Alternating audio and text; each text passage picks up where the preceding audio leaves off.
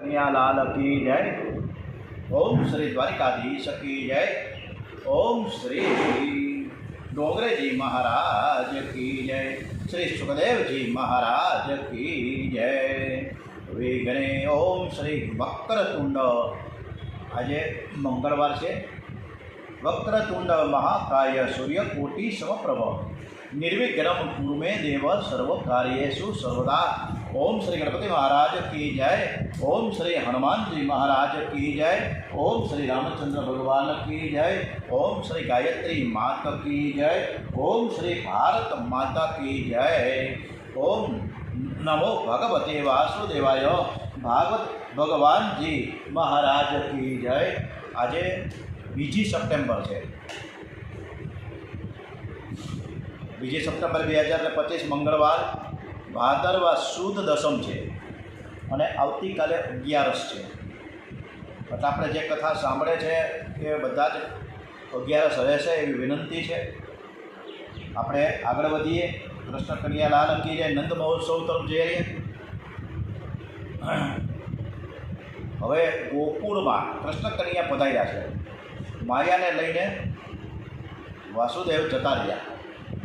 હવેની કથા તરફ આપણે આગળ વધીએ। આજની કથા સરસ મજાની આનંદદાયક શ્રી કૃષ્ણ પરમાત્માના ચરણોમાં સમર્પિત કરીએ। સરસ મજાની કથા સાંભળે છે અને આપણે આ કથા દરેકનું કલ્યાણ થાય, દરેકનું શુભ થાય, કોઈનું અમંગળ ન થાય એવા ભાવ સાથે આ કલ્યાણકારી કથા તરફ આગળ વધીએ। હવે નંદ મહોત્સવની કથા આવે છે। બહુ જ આનંદ એવી આ મધુર કથા છે। જન્માષ્ટમીની રાત્રે 12 વાગ્યા સુધી નંદ બાબાએ જાગરણ કર્યું। યમુનાજીને પ્રસવનો, યશોદાજીને પ્રસવનો સમય થયો। વ્રજવાસીઓ ત્યાં આવ્યા છે। સૌ અધીરાયથી પ્રતીક્ષા કરતા હતા કે આનંદની વાર્તા ક્યારે મળે। નંદ બાબાના કુલગુરુ સાંડિલ્ય ઋષિને પરમાત્માની પ્રેરણા થઈ। એમણે નંદ બાબાને કહ્યું કે અત્યારે જાગવાની કંઈ જરૂર નથી। બાબા તમે સૂઈ જાઓ, તમે જાગો છો તો બધા જાગે છે। સવારે કંઈક આનંદની વાત આપણે સરસ મજાની સાંભળશું। નંદ બાબા પથારીમાં આડા પડ્યા। યોગ માયાનું આવરણ થયું। બધાને ગાઢ નિંદ્રા લાગી। વસુદેવજી બાલકૃષ્ણલાલને જ્યારે ગોકુળમાં લઈને આવ્યા, કન્યો જ્યારે નંદ બાબાના ઘરમાં આવ્યો અને ત્યારે નંદ બાબા પથારીમાં સૂતેલા હતા। નંદ બાબાને એક સુંદર સ્વપ્ન દેખાયું। આ એવી રીતના ઘટના છે કે વસુદેવજી જ્યારે નંદજીના ઘરમાં પ્રવેશ કરે છે ત્યારે નંદ બાબા સૂતા હતા અને ત્યારે જ એને બરોબર કૃષ્ણ કન્યાને લઈને આવ્યા વસુદેવજી, અને એ જ અરસામાં એમને સ્વપ્ન આવ્યું। નંદ બાબાએ સ્વપ્નમાં જોયું છે કે હું ગાયોની પૂજા કરું છું। મારા આંગણે મોટા મોટા સાધુઓ અને મહાત્માઓ આવ્યા છે। મને બધા જ આશીર્વાદ આપે છે। જશોદાની ગોદમાંથી સુંદર બાળક રમે છે। નંદજી નિદ્રામાંથી જાગ્યા છે। પથારીમાંથી બેસીને વિચાર કરે છે। રાત્રે 12 વાગ્યા સુધી હું પુત્રનું ચિંતન કરતો હતો। તે સ્વપ્નમાં મને બાળક દેખાયો। સ્વપ્નમાં યશોદાજીની ગોદમાં જે બાળક જોયો છે એવો જગતમાં કોઈ ઠેકાણે નહીં હોય। નંદ બાબાના ઘરમાં નારાયણની સેવા હતી। નંદ બાબા વિચાર કરે છે કે મારા નારાયણ કરતાં પણ મને તે બાળક સુંદર લાગ્યો છે। નારાયણ કરતાંય સુંદર કોણ હોય? આજનું સ્વપ્ન સાચું છે। મેં સ્વપ્નમાં ગાયોની પૂજા કરી, પણ નંદ બાબા ગાયોની સેવા તો જાતે જ કરે છે। ગાયોની સેવા કરતાં નંદ બાબા સ્વપ્નનું સ્મરણ કરે છે। યશોદાજીની ગોદમાં બાલકૃષ્ણલાલના દર્શન થયા યાદ આવે છે। કેવો સુંદર બાળક હતો, પરમાશ્ચર્ય થયું છે। નંદ બાબા વિચાર કરે કે નારાયણ કૃપા કરીને આવો દીકરો થાય તો મારા ઘરની શોભા ખૂબ જ વધી જાય। મેં સાધુના મુખથી સાંભળ્યું છે કે જે ગાયોની સેવા કરે છે તેના વંશનો નાશ થતો નથી। મેં ગાયોની સેવા કરી છે। ગાયો મને બહુ જ વહાલી છે। પરમાત્મા કૃપા કરો, મારા માટે નહીં પણ આ ગાયોની માટે પણ મને એક સરસ દીકરો આપો। લાલાએ ગમત કરી। બાલકૃષ્ણલાલ ઘૂંટડીએ ચાલતા ગૌશાળામાં આવ્યા છે। જે બાળક નંદને સ્વપ્નમાં દેખાયો એ જ બાળક આજે ગૌશાળામાં દેખાયું। નંદ બાબાને થાય છે કે હું જાગું છું કે સ્વપ્ન જોઉં છું ખબર નથી પડતી. કનૈયો માથું લાવે છે, બાબા ગાયોની ચિંતા કરશો નહીં, હું ગાયોની તો સેવા કરવા માટે આવ્યો છું. અતિ આનંદમાં નારદ નંદજીને સમાધિ લાગી ગઈ. શરીર સ્તબ્ધ થયું છે, યાદ આવતું નથી કે હું જાગું છું કે હું નિંદર કરું છું, ખબર નથી પડતી. યશોદા મૈયા સમક્ષ અતિશય પ્રકાશ થયો. બાલકૃષ્ણલાલની સુંદરતા જોઈ યશોદાજીને બહુ જ આનંદ થયો. યશોદાજીને અને લાલાની 4 આંખો મળી. નંદ બાબાના એક બહેન સુનંદા અંદર ગયા, જોયું પ્રકાશ પડ્યો છે અને ભાભીની ગોદમાં અત્યંત સુંદર સુંદર બાળક. સુનંદા દોડતા દોડતા ગૌશાળામાં ગયા. એક બાજુ નંદ બાબા શ્રી કૃષ્ણ બાલકૃષ્ણલાલના દર્શનમાં તન્મય હતા અને એ જ સમયે સુનંદા દોડતા આવ્યા. ભૈયા ભૈયા લાલો ભયો હૈ, ભૈયા લાલો ભયો હૈ. નંદજી પૂછે છે કે બાળક કેવો છે? સુનંદા કહે કે આપણા ઘરમાં ઠાકોરજીનો જે સ્વરૂપ છે ને, જે નારાયણ છે ને, એ જ નારાયણ જેવો તો આ દીકરો છે. વ્રજવાસીઓ નંદજીને યમુનાજીના કિનારે લઈ આવ્યા છે, સ્નાન કરાવ્યું છે, શૃંગાર કરાવ્યો છે. નંદ બાબાને પાટલે બેસાડે ગણપતિ મહારાજની પૂજા કરી છે. પુણ્ય આહવાન વચન થયું છે અને શ્રાદ્ધમાં પિતૃઓની પૂજા કરે છે. નંદ બાબા એક એક બ્રાહ્મણને વંદન કરે છે. કહે છે કે વૃદ્ધાવસ્થામાં મને દીકરો આવ્યો છે, લાલાને આશીર્વાદ આપો કે હું શું આપું? આ ઘરમાં જે છે તે બધું જ તમારું છે. નંદ બાબાએ અન્નદાન, વસ્ત્રદાન, સુવર્ણદાન, ગાયોનું દાન ખૂબ કર્યું છે. કેટલાક ઋષિઓ ગાયના રૂપમાં હતા. વર્ષોથી તપ કર્યું પણ મનમાંથી કામ ગયો નહીં, બ્રહ્મ સંબંધ ન થયો અને તેથી ઋષિ ગાય બનીને આવ્યા છે. તેથી તેમનો બ્રહ્મ સંબંધ થાય. ગાયો પણ ઉત્સાહમાં આવી ગઈ. 2 લાખ ગાયોનું દાન થયું છે. નંદ બાબા અતિ ઉદાર છે, બધાને ખૂબ જ દાન આપ્યું છે. આજે તો લક્ષ્મીપતિએ વૈકુંઠ છોડીને વ્રજ વહાલું કર્યું છે. સુખદેવજી મહારાજ કથા કરતા નથી, ડોંગરેજી મહારાજ કથા કરતા નથી, પરંતુ બાલકૃષ્ણલાલના દર્શન કરતા કરતા આ બંને ડોંગરેજી મહારાજ અને સુખદેવજી મહારાજ દર્શન કરતા કરતા કથા કરે છે. ગોપીઓને દર્શનની બહુ તાવડ હતી, તે દોડતી જાય છે. ગોપીએ સુંદર શૃંગાર કર્યો છે. લાલાને ભેટ અર્પણ કરવા માટે ગોપીઓ અધીરી થઈ ગઈ. એવો ભાસ થાય છે કે જાણે નવધા ભક્તિ ભગવાનને મળવા માટે દોડતી દોડતી જાય છે. આજે ગોપીઓ દોડે છે ત્યારે આંખ અને વાચા ફૂટી, શરીરના એક એક અંગને વાચા ફૂટી છે. કેવી વાચા ફૂટી? એકબીજાના જે આપણા શરીરના અંગો છે શું કહે છે? એટલે ગોપીઓમાંની જે આંખ છે એ બોલે છે કે ખરો આનંદ તો હવે મને મળવાનો છે. હું તો ભાગ્યશાળી છું કે શ્રી કૃષ્ણનો હું જોઈને આનંદ મને મળશે. એટલામાં કાન બોલવા લઈ ગયા કે લાલાની વધામણી મેં સાંભળી છે, લાલાના પ્રાકટ્યની વાતો તને મેં સંભળાવી છે. ખરો આનંદ તો મને મળ્યો છે અને મળવાનો છે. કનૈયો વાંસળી વગાડશે અને હું સાંભળીશ. હવે સંસાર વ્યવહારની વાતો મારે સાંભળવી નથી. એટલામાં તો હાથ એમ બોલવા લઈ જશે કે તમને તો સાંભળવાનો અને દર્શનનો આનંદ મળે, ખરો આનંદ તો મને મળવાનો છે. લાલાને ઉઠાવીને ગોદવા લઈશ. બાલકૃષ્ણલાલના મુખમાં હું માખણ અને મિશ્રી આપીશ. લાલાના ચરણને હું પંપાડીશ. એના ઉપર ધીરે ધીરે ધીરે ધીરે હાથ ફેરવીશ.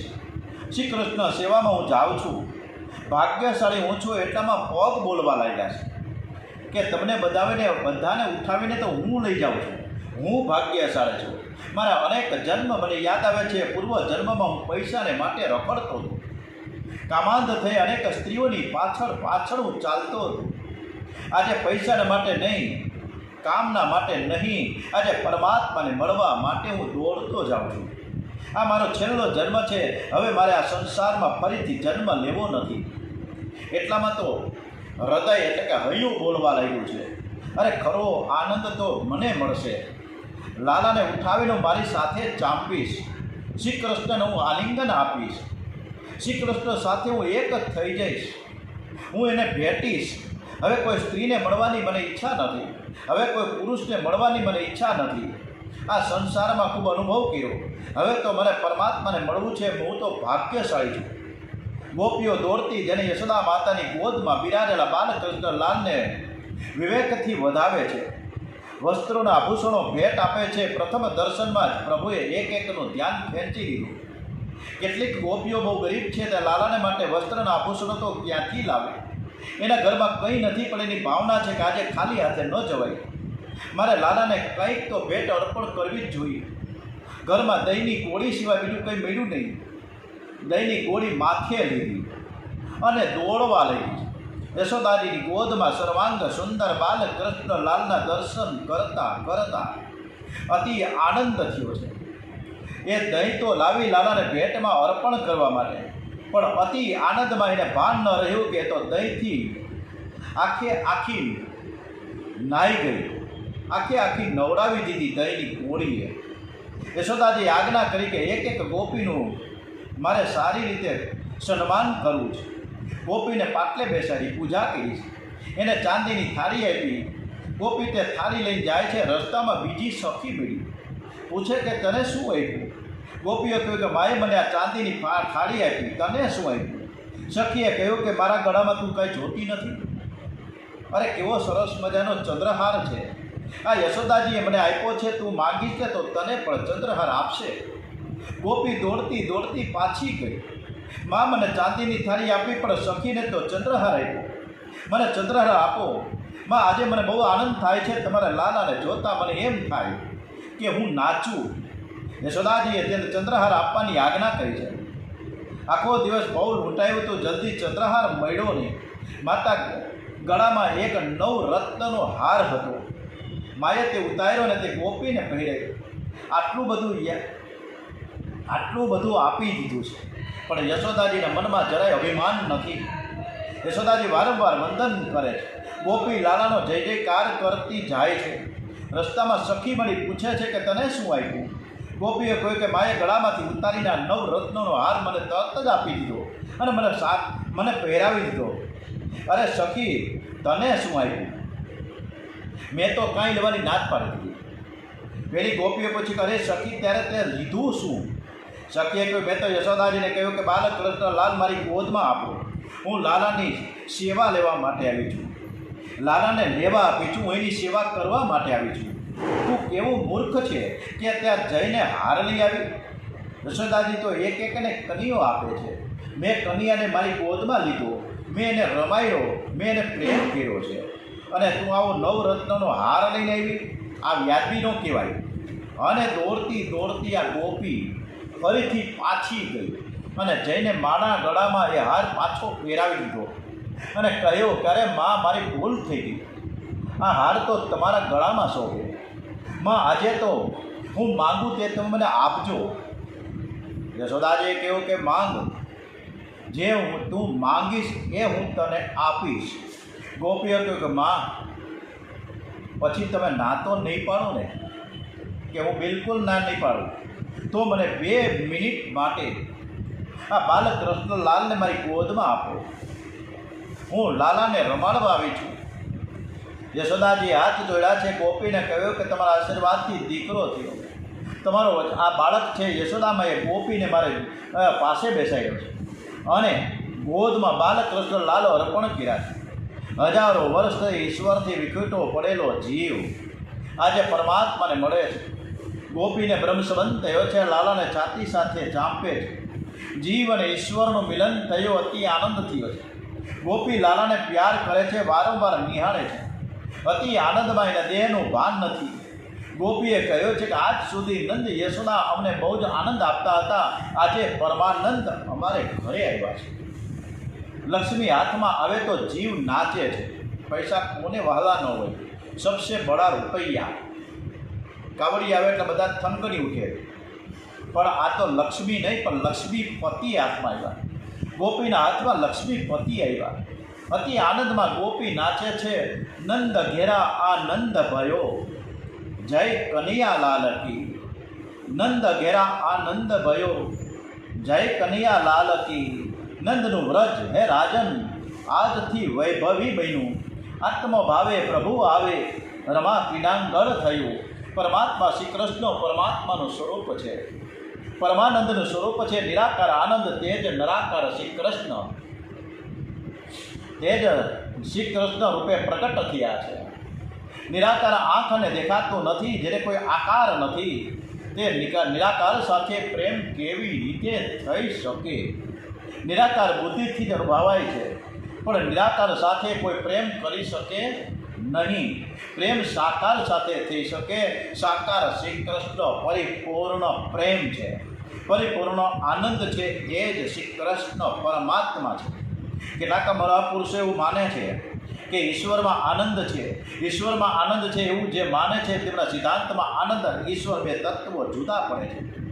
વ્યાસ નારાયણનો સિદ્ધાંત છે આનંદ એ જ પરમાત્મા, આનંદ પરમાત્મા, આનંદ પરમાત્મા, બ્રહ્મ, શ્રી કૃષ્ણ આ બધા એકના જ નામ છે. તત્વ એક છે, નામ અનેક છે. ભગવાન શ્રી કૃષ્ણના શ્રી અંગમાં આનંદ વિના બીજું કંઈ છે જ નહીં. આનંદ આનંદ અને પરમાનંદ. તમે ભગવાનના દર્શન કરતા હો ત્યારે એવું લાગશે કે મને જેવા હાથપગ છે એવા ભગવાનને છે.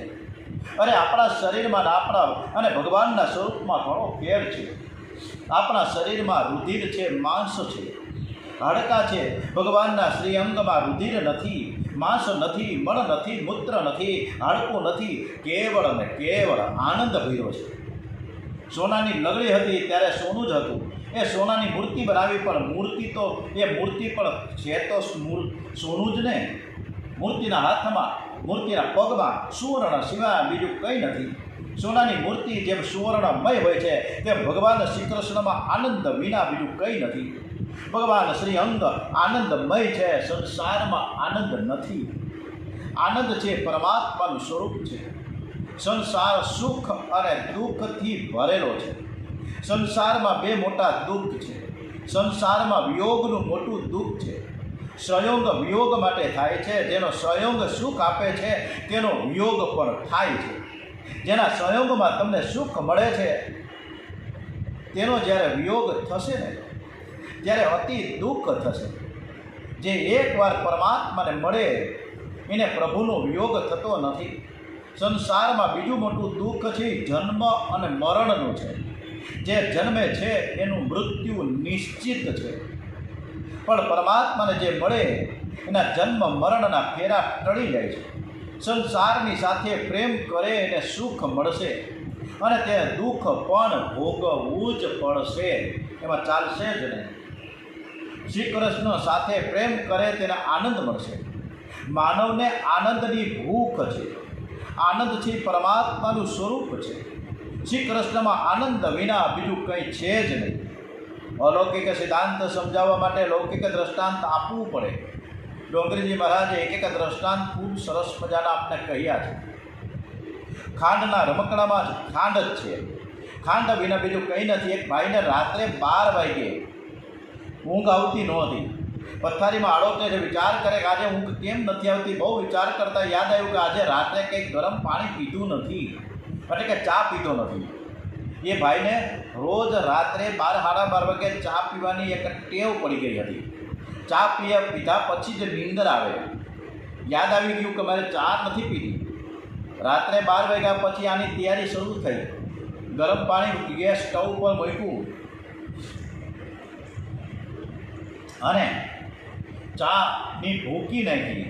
ખાંડ નાખવા માટે ડબરો ખોલ્યો તો ડબરામાં ખાંડ ન હતી. હવે ખાંડ વગર તો ચામાં મજા ન આવે.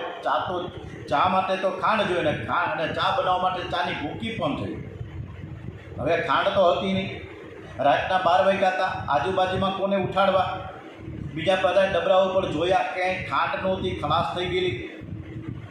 ત્યારે એને એક યાદ આવ્યું કે 2-3 દિવસ પહેલાં હું છોકરાને માટે બહુ ઓલું કરતો હતો, રમત કરતો હતો, રોતો હતો, તોફાન કરતો હતો.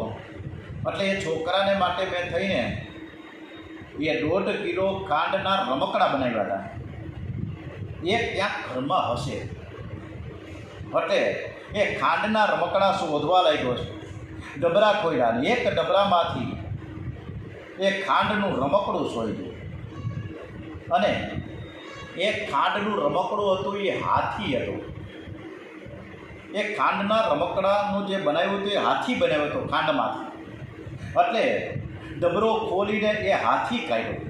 હાથીનો એક પગ તોડ્યો, તપેલીમાં નાખ્યો, બીજો પગ તોડ્યો કે ભાઈ બરાબર જામશે નહીં એટલે બીજો પગ નાખ્યો.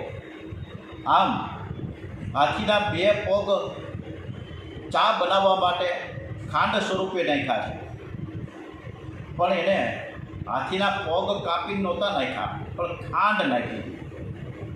એટલે આપણને જે હાથીના રમકડું છે એમાં આપણને જે રમકડું દેખાતું હોય છોકરાઓને, નાના બાળકોને, પણ આ ભાઈને એ રમકડું નહોતું, એ હાથી નહોતા, પણ ખાંડ હતી.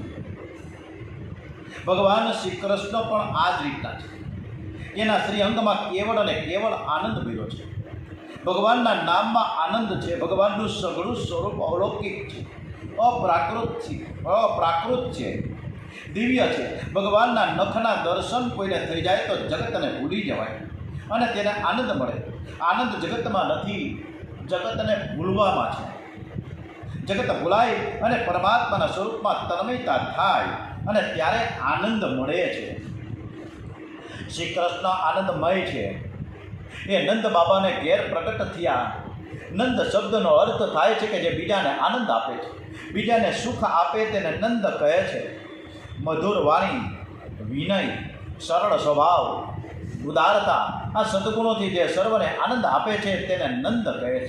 સર્વને આનંદ આપે તેને સર્વના આનંદ આશીર્વાદ મળે છે. તમે બીજાને જે કંઈ આપશો તે તમને મળવાનું છે. તમે બીજાને સુખ આપશો તો તમારે ઘેર કોઈ દિવસ દુઃખ આવશે જ નહીં. માનવનો જન્મ બીજાને સુખ આપવા માટે છે, દુઃખ આપવા માટે નથી. બીજાને સુખી કરવાની ઈચ્છા રાખનાર છે ને એ વ્યક્તિ કોઈ દિવસ દુઃખી થતો નથી. અને હું સુખ ભોગવીશ એવા ઈચ્છા રાખનારો સુખ ભોગવી શકતો નથી. તમને જે ગમે છે, ખૂબ જ જે આપણને ગમતું હોય ને એ બીજાને આપવું. તમને જે ગમતું નથી એ તમારા માટે રાખજો. તમને જે ગમે છે તે ભગવાનને આપજો, તો તમે ભગવાનને ગમતા થઈ જશો. તમે કોઈ પણ માનવનું અપમાન કરશો તો જગતમાં તમારું અપમાન થશે. તમે કોઈ પણ માનવની સાથે કપટ કરશો તો તમને છેતરના જગતમાં બીજો ઊભો થઈ જશે. અરે આ સંસાર કર્મભૂમિ છે. જેવા કર્મ તમે કરશો એવું ફળ તમને મળશે. કારેલાના બીજ વાવે અને કેરી મળે નહીં. આ સંસાર ભાવમય છે. તમે લોકોને માટે જેવો ભાવ રાખશો એવો ભાવ જગત તમારા માટે રાખશે. આપણે જેવા કર્મ કરીશું એવા ફળ ઓન ધી સ્પોટ, હવે તો ફટાફટ મળે. કારણ કે ચિત્રગુપ્ત પાસે હવે લખાપટ્ટીનો ચોપડો નથી મોટો બધો, બંધ કરી દીધો. કારણ કે એને ખબર પડી ગઈ કે આ ધરતી છે ને ડિજિટલ યુગમાં પ્રવેશી છે. બધાય કોમ્પ્યુટર અને લેપટોપનો ઉપયોગ કરે, મોબાઈલનો ઉપયોગ કરે, તો હું કામ ન કરું. એટલે ચિત્રગુપ્ત પણ સરસ મજાનું અદ્યતન છેલ્લું લેટેસ્ટ લેપટોપ લઈ આવ્યા. અને લેપટોપમાં આપણા બધા કરોડો માણસો જે અત્યારે જીવી રહ્યા છે ને એ બધાની ડેટા નાખી દીધી. બધી જ ખબર પડી જાય. આમ ક્લિક કરે એટલે ખબર પડી જાય કે મગનભાઈને ભોરાભાઈએ શું કર્યું હતું અને શું નથી કર્યું. અને માણસ ગુજરી જાય ને તરત ચિત્રગુપ્ત તરત એનું લેપટોપ ખોલે કે આને કઈ પ્રકારની સજા કરવી છે, એના કર્મ કેવાથી જોવા માટે લેપટોપની ખાલી કી દબાવે ને એટલે તરત જ મગનભાઈને, ભોરાભાઈને, છગનભાઈને તરત જ એની કુંડળી ખુલી જાય લેપટોપમાં અને તરત જ સજા શરૂ થઈ જાય. અત્યારે આ પરિસ્થિતિમાં આપણે હંમેશા સારા કાર્ય કરીએ ને તો એ મજા છે. કેદારનાથ જતાં ગુપ્ત કાશીથી એક રસ્તો ઉખી મઠ જાય છે. બાણાસુરની કન્યા ઉષાદેવી, એનો રાજમહેલ ત્યાં હતો અને તેથી તેને ઉખી મઠ કહે છે. ઉષી મઠ નહીં, ઉષા મઠ થવું જોઈએ, પણ એને ઉખી મઠ કહે છે. ઠંડીના દિવસોમાં કેદારનાથ ભગવાનની ભોગ મૂર્તિને ઉખી મઠમાં પધરાવે છે, ત્યાંથી ટ્રાન્સફર થાય છે. કેદારનાથના મંદિરમાં બહુ બરફ પડે છે અને તેથી આ દિવસોમાં ત્યાં કોઈ રહી શકતું નથી.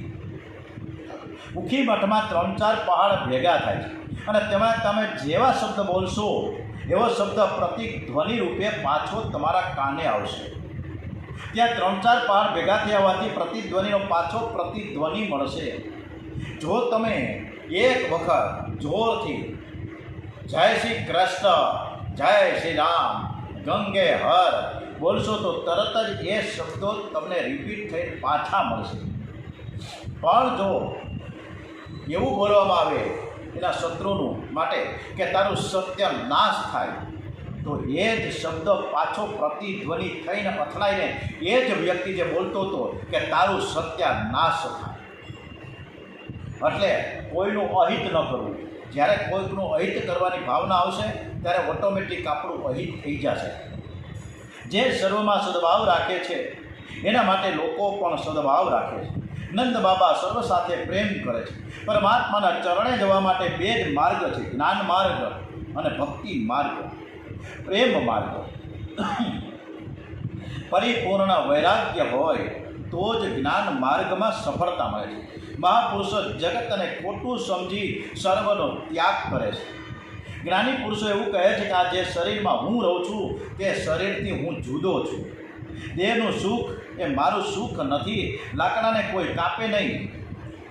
લાકડાને કદાચ કોઈ કાપે તો એમાંથી અગ્નિ પ્રગટ ન થાય, અગ્નિ કપાશે પણ નહીં, કારણ કે એ લાકડાની અંદર છુપાયેલો છે. લાકડામાં અગ્નિ છે, લાકડાને કોઈ કાપે અગ્નિ કપાશે નહીં. આ શરીર તો લાકડું છે, હું લાકડું નથી.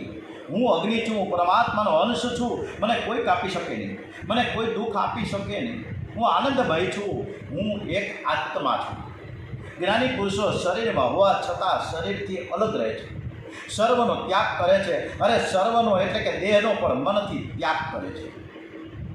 જ્ઞાની મહાપુરુષો મરતા પહેલાં શરીરથી આત્માને જુદો પાડે છે. જ્ઞાન માર્ગમાં પરિપૂર્ણ ત્યાગ છે. પૂર્ણ વૈરાગ્ય હોય તો જ્ઞાનમાં સિદ્ધિ મળે છે.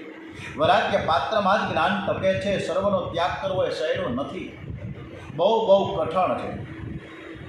બધો ત્યાગ કરવો આપણી હિંમત પણ નથી, કરી પણ ન શકીએ. 10 રૂપિયા કોકની ભૂલમાં કોક ભિક્ષુકને અપાઈ ગયા હોય કે આ તો ખોટું થઈ ગયું, 10 રૂપિયા દેવાની જરૂર નથી, 1 જ રૂપિયો દેવાની જરૂર હતો. ખોટા 9 રૂપિયા મારા વયા ગયા. હવે એ ચિંતામાં આખો દિવસ આપણે બેડા જ કરીએ. એટલે ત્યાગ કરવો એ સહેલું નથી, બહુ કઠણ છે. ભગવાન શંકર જ્ઞાન સ્વરૂપ છે. ઘણા ભાગે તે ગામથી બહાર સ્મશાનમાં બિરાજે. શિવજી મહારાજ સર્વનો ત્યાગ કરે છે. શિવજી કહે છે જગતને જે જોઈએ છે તેમને જોઈતું નથી. શિવજીનું સ્વરૂપ અતિ દિવ્ય છે, એમના માથે જ્ઞાન ગંગા છે. શિવજી આનંદમય છે. ભગવાન શંકર કહે છે કે બહાર આનંદ નથી, જળ વસ્તુમાં આનંદ નથી. જળ વસ્તુનો તમે ત્યાગ કરો, ચેતનની સાથે પ્રેમ કરો. શિવજી મહારાજે સર્વનો ત્યાગ કર્યો છે. વધારે તો હું શું કહું. દ્વારિકાનાથે બહુ આગ્રહ કર્યો, તેથી શિવજીએ પાર્વતીની સાથે લગ્ન કર્યા. લગ્ન થયા પછી પાર્વતી માતાને સમજી શિવજીએ રામકથા કૃષ્ણ કથા સંભળાવી અને પાર્વતીને કહ્યું છે કે પેલી બાજુ તમે બેસજો ને આ બાજુ હું બેસું. અને ત્યારે રાધા કૃષ્ણ તો સાથે બિરાજે, શ્રી સીતારામજી તો સાથે બિરાજે, શ્રી લક્ષ્મીનારાયણ તો સાથે બિરાજે, શ્રી બ્રહ્મા અને ગાયત્રી સાથે બિરાજે. પણ શંકર ભગવાનના મંદિરમાં એક બાજુ પાર્વતીમાં છે અને બીજી બાજુ શંકર ભગવાન છે. શિવ પાર્વતી સાથે બિરાજેલા હોય એવા દર્શન મંદિરમાં બહુ જલ્દીથી થતા નથી. વેદાંતમાં અન્વય વ્યતિરેકની ભાષા આવે છે. શિવજી અતિરેકનું સ્વરૂપ સમજાવે છે. શ્રી કૃષ્ણ અન્વય બતાવે છે. શિવજી કહે છે કે પ્રકૃતિનો ત્યાગ કરો. શ્રી કૃષ્ણ કહે છે કે પ્રકૃતિનો ઉપયોગ કરો, પણ તેમાં દાસ ન થઈ જાઓ. બંનેનું લક્ષ્ય તો એક જ છે. માર્ગ થોડો જુદા છે. શિવજી જ્ઞાન સ્વરૂપ છે, તે સર્વથી અલગ રહે છે. તે પાર્વતીજીથી પણ દૂર રહે છે. એ પ્રકૃતિનો ત્યાગ કરે છે. શ્રી કૃષ્ણ સર્વ સાથે પ્રેમ કરે છે. જ્ઞાન માર્ગમાં સર્વનો ત્યાગ છે. ભક્તિ માર્ગમાં સર્વને પ્રભુનું સ્વરૂપ સમજીને સર્વ સાથે પ્રેમ કરવાનો છે. વૈષ્ણવ સર્વને પ્રભુનું સ્વરૂપ સમજીને કોઈ પણ અપેક્ષા રાખ્યા વિના સર્વ સાથે પ્રેમ કરે છે. જ્ઞાન માર્ગ એ બહુ જ કઠણ છે. ભક્તિ માર્ગ પણ કંઈક સહેલો તો નથી. સર્વનો ત્યાગ કરવો એ કઠણ છે, પણ સર્વને પ્રભુનું સ્વરૂપ સમજીને સર્વ સાથે પ્રેમ કરવો એ પણ એક કઠણ છે. કેટલાક લોકો એવું સમજે છે કે ભક્તિ માર્ગ સહેલો છે. ભગવાનને ફૂલની માળા અર્પણ કરવાની, ભોગ ધરવાનો, આરતી ઉતારવાની, પછી ખૂબ પ્રસાદ ખાવાનો એટલે ભક્તિ થઈ ગઈ. અરે ભોગ ધરો, આરતી ઉતારો તે ભક્તિનું એક અંગ છે, પણ તેથી ભક્તિ પરિપૂર્ણ થતી નથી. ભક્તિ એટલે પ્રેમ કરવો છે તો સર્વની સાથે પ્રેમ કરો. તમને ગાળ આપનારની સાથે તમે પ્રેમ કરો. તમને જો કંઈ નુકસાન કોઈ કરતું હોય તો પણ એની સાથે પ્રેમ કરો. તમને કોઈ ત્રાસ આપતું હોય તો પણ એમને ભગવાન માનીને પ્રેમ કરો. ભક્તિ માર્ગમાં પ્રેમ મુખ્ય છે. શ્રી કૃષ્ણ પ્રેમ સ્વરૂપ છે. શ્રી કૃષ્ણ સર્વ સાથે પ્રેમ કરે છે. શ્રી કૃષ્ણ તો ઝેર આપનાર પૂતનાની સાથે પણ પ્રેમ કરે છે. શિશુપાલે સભામાં 100 ગાળ આપી છતાં પણ શ્રી કૃષ્ણ એને સદગતિ આપી છે. ભીષ્માચાર્ય શ્રી કૃષ્ણ યુદ્ધમાં અનેક બાણ માર્યા છે, એમ છતાં પણ ભીષ્મની બાણ સયા વખતે શ્રી કૃષ્ણ એમને મળવા માટે સાક્ષાત આવ્યા. શ્રી કૃષ્ણ બાણ મારનાર ભીષ્મની સાથે પણ પ્રેમ કરે છે. એક બાજુ ભૃગુ ઋષિ દેવોની પરીક્ષા કરવા ગયા. ભગવાન નારાયણ શેષ શૈયામાં સૂતેલા હતા. લક્ષ્મીજી સેવા કરે છે. ભૃગુ ઋષિને ક્રોધ આવ્યો, આખો દિવસ સૂતો જ રહે છે. એમને નારાયણને છાતીમાં લાત મારી. નારાયણ જાગ્યા. પ્રભુએ ભૃગુ ઋષિને કહ્યું કે આપના કોમળ ચરણને વાગ્યું તો નથી ને? લાવો હું આપની શું સેવા કરું? પ્રભુએ ભૃગુ લાંછન ચિહ્ન છાતીમાં ધારણ કર્યું છે. લક્ષ્મીજીએ નારાયણને કહ્યું કે આ બ્રાહ્મણને તમે સજા કરો. પણ પ્રભુએ ભૃગુ ઋષિની સેવા કરવા માંડી. તેથી લક્ષ્મીજીને ખોટું લાગ્યું. લક્ષ્મીજીએ ભગવાનને કહ્યું કે વિદ્યા વધે ને પછી અભિમાન પણ વધે તો વિદ્યાને તપ વિનાશ કરે છે, માટે તેને સજા કરો. પણ ભગવાને ના પાડી. તેથી લક્ષ્મીજી વૈકુંઠ છોડીને કોલ્હાપુરમાં આવીને રહ્યા છે. ત્યાં એકલા જ છે, નારાયણ સાથે નથી. કોલ્હાપુરમાં તેમનું સ્વરૂપ ઉગ્ર છે, આંખો બહુ મોટી છે. અને ત્યારથી તેને નિશ્ચય કર્યો કે બ્રાહ્મણ બહુ અભિમાની હોય છે, હવે મારે બ્રાહ્મણને ઘેર જવું નથી. ત્યારથી બ્રાહ્મણને ઘેર લક્ષ્મીજી જતા નથી. પણ ભગવાન બ્રાહ્મણને માન આપે છે. નારાયણ તો છાતીમાં પણ લાત મારનાર બ્રાહ્મણની સાથે પણ ખૂબ પ્રેમ કરે છે. વેદાંતમાં જ્ઞાનથી અભેદ ચિહ્ન સિદ્ધ કરવામાં આવ્યો છે. વેદાંત કહે છે કે ભેદ દેખાય છે તે માયાથી, અજ્ઞાનથી દેખાય છે. એક પરમાત્મા જ સત્ય છે. આકાશમાં ચંદ્ર એક જ છે, પણ આંખ દબાવીને જુઓ ને તો ચંદ્ર 2 દેખાય. અદ્વૈત પરમાર્થ કા એક જ બ્રહ્મ તત્વ સત્ય છે. બ્રહ્મમાંથી ભલે ભેદ દેખાય પણ ભેદ વાસ્તવિક નથી, એક જ તત્વ છે. વૈષ્ણવ સિદ્ધાંતમાં આરંભમાં 2 તત્વો છે. ભક્ત અને ભગવાન જુદા છે, પણ અતિશય પ્રેમ વધે છે ને ત્યારે 2 મટીને એક થઈ જાય છે. ભક્તિથી પ્રેમથી ભેદનો વિનાશ થાય. બોલીએ શ્રી કૃષ્ણ કનૈયાલાલ કી જય. શ્રી બાલકૃષ્ણ લાલ કી જય. ઓમ નમો ભગવતે વાસુદેવાય. ડોંગરેજી મહારાજ કી જય. ભાગવત ભગવાનજી મહારાજ કી જય. ઓમ શ્રી ભારત માતા કી જય. ઓમ નમઃ પાર્વતી પતે. હર હર હર હર હર મહાદેવ.